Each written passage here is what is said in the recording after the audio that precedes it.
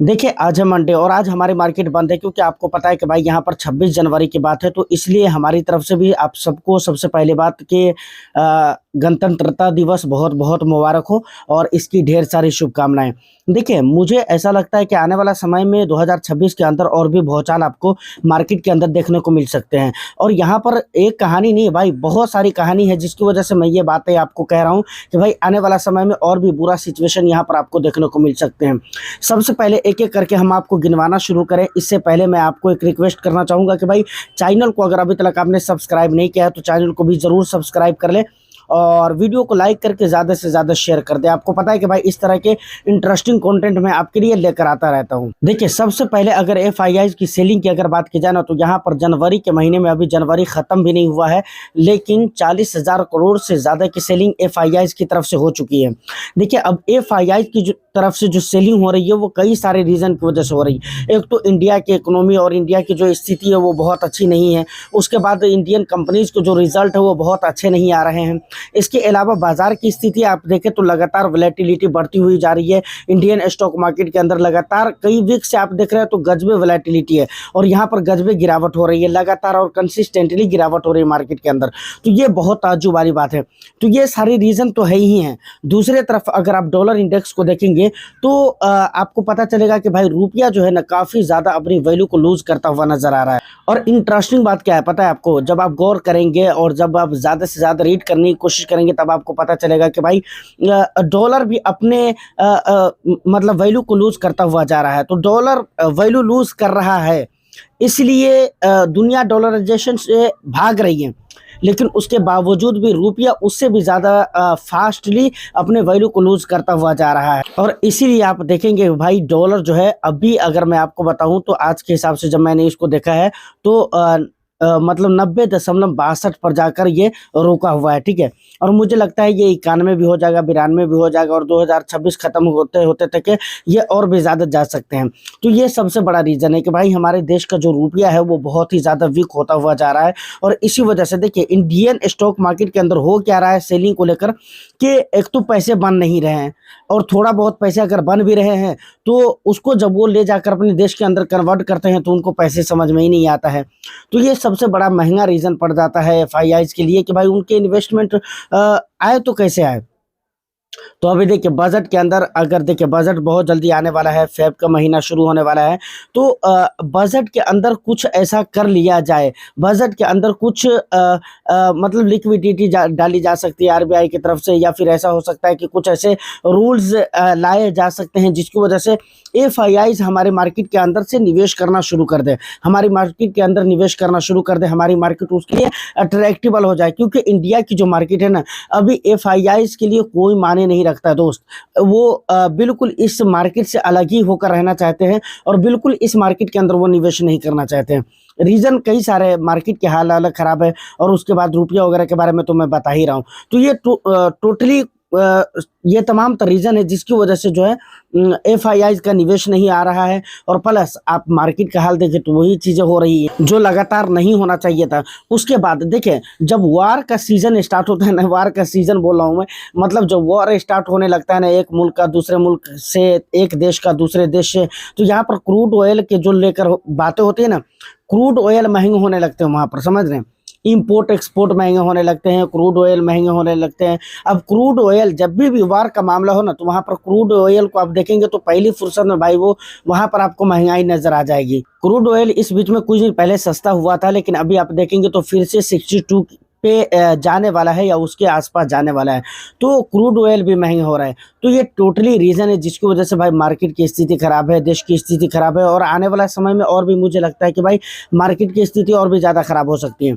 एक बात और भी याद रखें भाई, इस समय पे अगर आपको ऐसा लग रहा है कि स्मॉल कैप और मिड कैप के अंदर रिटर्न्स बनेंगे तो इससे आपको बिल्कुल हाथ धो ही लेना चाहिए, ठीक है ना। स्मॉल कैप और मिड कैप के रिटर्न्स से आपको हाथ धो लेना चाहिए, क्योंकि इस समय पे स्मॉल कैप और मिड कैप के अंदर खास तौर से आपको रिटर्न्स नहीं बनने वाले हैं। लेकिन हाँ, यहाँ पर एक तरीका है जिससे आप मिड कैप स्मॉल कैप के अंदर अपॉर्चुनिटी देख सकते हैं। अपॉर्चुनिटी कैसे देख सकते हैं? जैसे अगर आप 10 साल 15 साल के लिए निवेश कर रहे हैं, एटलीस्ट अगर आप 7 ईयर्स प्लस के लिए निवेश कर रहे हैं, तो मुझे लगता है कि आप अपॉर्चुनिटी के रूप में स्मॉल कैप मिड कैप को देख सकते हैं कि भाई यहाँ पर आप ये सोच सकते हैं कि ऐसा है कि हमारा जो विज़न है वो लॉन्ग है, इसलिए हम स्मॉल कैप मिड कैप में आज के लिए निवेश नहीं कर रहे हैं या फिर 1-2 साल के लिए नहीं निवेश कर रहे हैं, और करना भी नहीं चाहिए, बल्कि हमारा जो विज़न है वो हमारा लॉन्ग टर्म विज़न है और इसलिए हम यहाँ पर निवेश कर रहे हैं। तो अगर आप मतलब रिटर्न्स इस समय पे देखना चाहते हैं तो बिल्कुल मैं ये कहूँगा कि आने वाले 7-8 महीने, 10 महीने या साल भर में भी मान लीजिए, बहुत सारे लोग तो ऐसा कहते हैं कि भाई 2026 में भी रिटर्न्स आपको नहीं बनेंगे, ठीक है हम मान लेते हैं। तो अगर आप रिटर्न्स के एंगल से स्मॉल कैप मिड कैप को देख रहे हैं तो बिल्कुल अभी आपको देखने की ज़रूरत नहीं है, क्योंकि मैंने आपको बता ही दिया है कि भाई यहाँ पर सीन क्या चल रहा है। इस समय पे अगर आपके भला बुरा थोड़े बहुत ज़्यादा पैसे बन सकते हैं तो मुझे लगता है कि भाई वो मल्टी कैप फंड हो सकते हैं या फिर फ्लेक्सी कैप फंड हो सकते हैं या मल्टी एसेट एलोकेशन फंड हो सकते हैं। इस तरह के जो फंड्स है वहाँ पर आपके पैसे थोड़े बहुत बन सकते हैं। लेकिन स्मॉल कैप मिड कैप में आपको आने वाले कुछ महीनों में या पूरा 1 साल आप ले लीजिए, 2026 में बहुत अच्छे परफॉर्म आपको देखने को नहीं मिलेंगे, मुझे ऐसा लग रहा है। अच्छा देखिए, एक मरतबा फिर से हम बजट के ऊपर आते हैं, लौट कर आते हैं, ठीक है ना।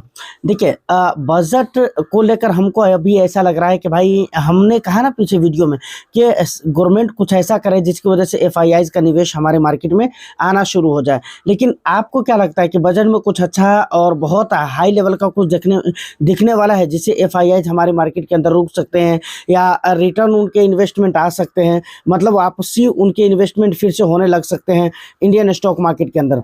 मुझे तो ऐसा कुछ भी खास नहीं लग रहा है, क्योंकि यही चीज़ें 2024 के अंदर हुई थी और यही चीज़ें 2023 के अंदर हुई थी, और अक्सर आप बजट देखें तो यही चीज़ें, जब मार्केट की बुरी स्थिति रही तो यही सारी चीज़ें देखने को मिली है। तो बहुत अच्छा अगर एक्सपेक्टेशंस अगर आपके हैं बजट को लेकर, तो मुझे लगता है उससे भी बहुत ज़्यादा इन्फ्लुएंस होने की ज़रूरत नहीं है। और सबसे पहली बात तो ये एक्सपेक्टेशंस आपको रखना ही नहीं है कि भाई बजट बहुत अच्छे आने वाले हैं। बहुत अच्छे बजट यहाँ पर आपको नहीं देखने को मिलेंगे, वही घिसी-पिटी कहानी होगी जो हो रही है बराबर।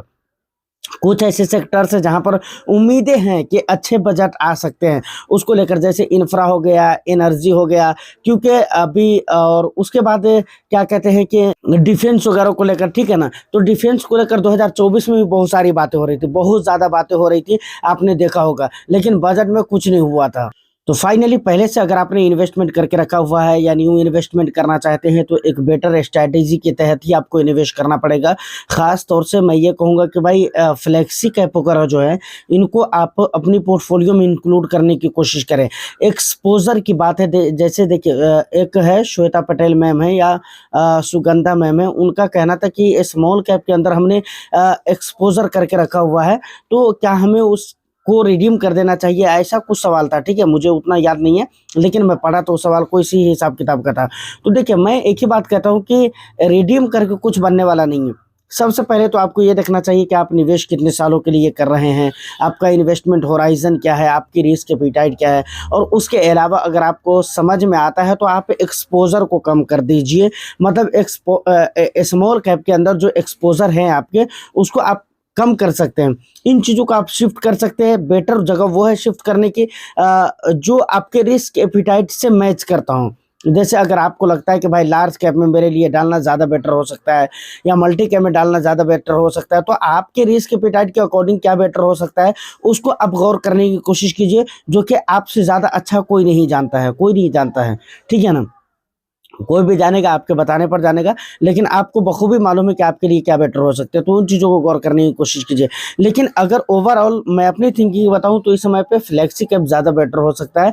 और फ्लेक्सी कैप, मल्टी कैप की उतनी बात नहीं करूंगा, लेकिन फ्लेक्सी कैप की मैं लगातार महीनों से बात कर रहा हूँ कि भाई फ्लेक्सी कैप इस समय पे एक बेस्ट स्ट्रेटेजी हो सकती है। तो फाइनली यहाँ तक इम्पोर्टेंट बातें जो थी वो मैंने आपको बता दी है। अब देखिए एक बात और भी है कि कल मार्केट ओपन होता है, तो कल का सीन क्या रहता है, मुझे तो ऐसा बहुत अच्छी उम्मीद नहीं है मार्केट से, लेकिन ठीक है हम वेट करते हैं, देखते हैं, कुछ भी हो सकता है, कुछ कहा नहीं जा सकता, ठीक है। फिर इन तमाम तर मुद्दों पर आपकी क्या राय है, आपका क्या कहना है, आपका जो भी वैल्यूबल फीडबैक हो आप मुझे कमेंट सेक्शन में ज़रूर बताइएगा। उम्मीद करता हूँ कि वीडियो और इन्फॉर्मेशन आपको अच्छी लगी हो तो बस एक लाइक कर दे, शेयर कर दे। चैनल को अगर अभी तक आपने सब्सक्राइब नहीं किया है तो चैनल को भी ज़रूर सब्सक्राइब कर ले। मैं फिर मिलता हूँ किसी नेक्स्ट एंड इंटरेस्टिंग वीडियो में, जब तक के लिए all the best. Thank you for watching.